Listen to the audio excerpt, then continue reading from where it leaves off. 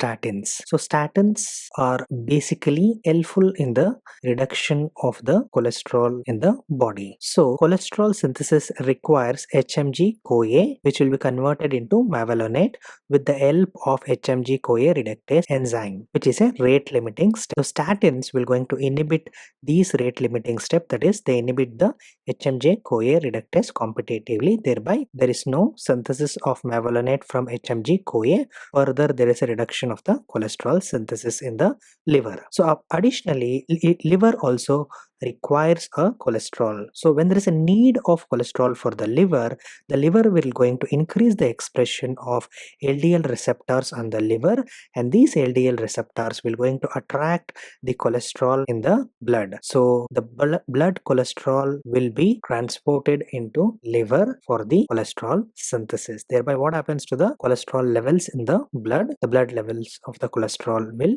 reduce because of the shift of cholesterol into the liver with the help of increased LDL receptors. So basically there is a reduction in the de novo cholesterol synthesis in the liver, which further increases LDL receptor expression, which will going to help in removing the cholesterol from the blood. Additionally, the statins has got pleiotropic effect. That means it has got additional anti-atherosclerotic effect, as well as it reduces the uric acid levels in the body. So statins are useful in the individuals who are having dyslipidemia associated with gout. And when we talk about the statins, all these drugs will end with the statins. So we have a rosuvastatin, atorvastatin, which are the longer acting statins. Among this, the rosuvastatin is the longest acting drug and most effective statins, whereas lovastatin and simvastatin are the prodrugs which needs the CYP3A4 activity to get converted into the active form, whereas pitavastatin is the most potent drug which requires a lesser dose to produce the statin effect, and these statins are metabolized by CYP3A4. That's why they're involved with multiple drug interactions. The exception for drug interaction is rosuvastatin is not metabolized by CYP, and even the pravastatin is not metabolized by CYP. The